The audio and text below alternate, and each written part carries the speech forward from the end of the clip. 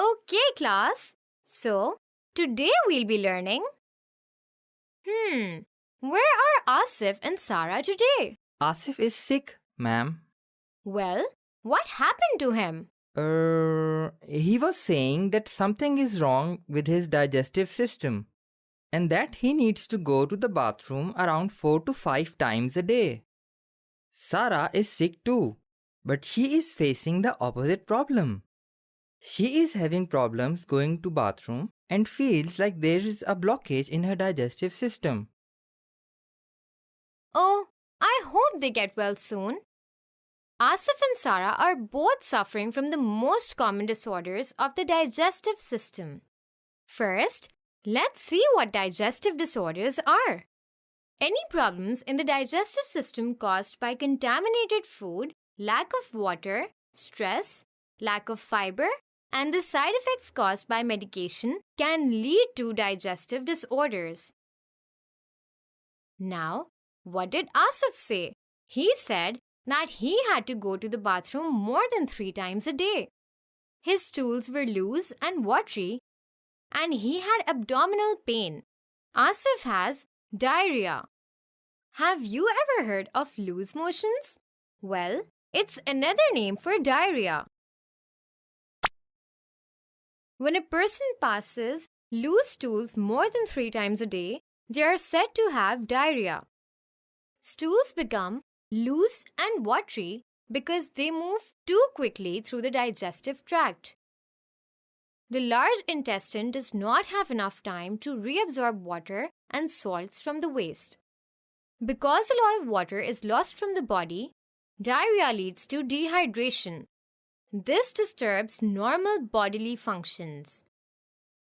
What causes diarrhea?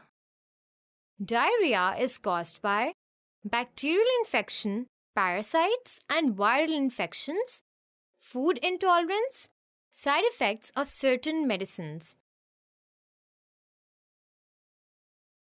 These infections, intolerance, and side effects cause waste to move too quickly through the digestive tract.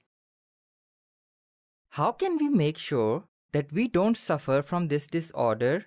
Here are some of the preventive measures you can take. Use pasteurized dairy products. Make sure that your meals are cooked properly. Wash your hands so that they do not contaminate your food. Make sure to wash fruits and vegetables before eating them. Avoid drinking tap water. Make sure to use boiled water instead. Now, let's look at Sarah's disorder.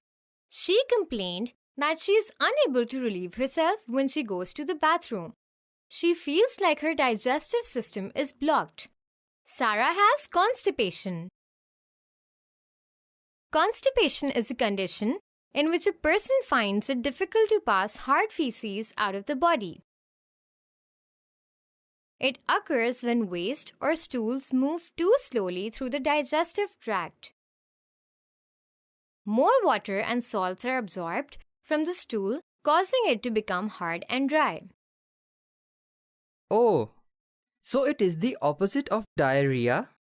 What causes constipation?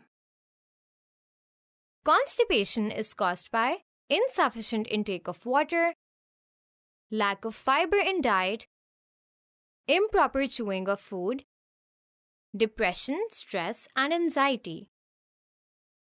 All these factors slow down the wave-like movements that push food through the digestive tract. Oh, Sarah is probably stressed about the final exams. What can she do to make sure that she feels better before her exams? Here are some of the measures we can take to prevent constipation.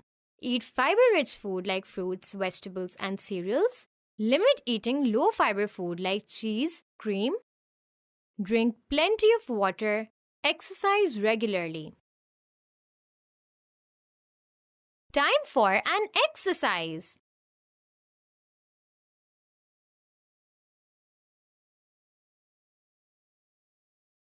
Lemonade contains both sugar and salt.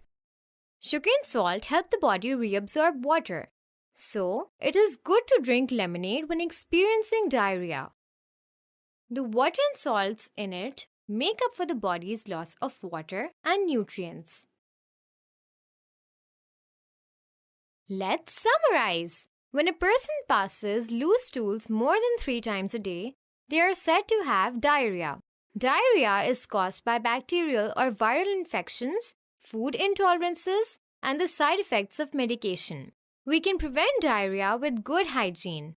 We must wash our hands regularly and wash fruits and vegetables before eating them. You should also make sure to eat pasteurized dairy products and drink boiled water. Constipation is a condition in which a person finds it difficult to pass hard feces out of the body. Constipation is caused by the insufficient intake of fiber and water and can also result from stress and anxiety. We can prevent constipation by increasing the intake of fiber and fluids in our diet, limiting the consumption of low fiber food, and regularly exercising.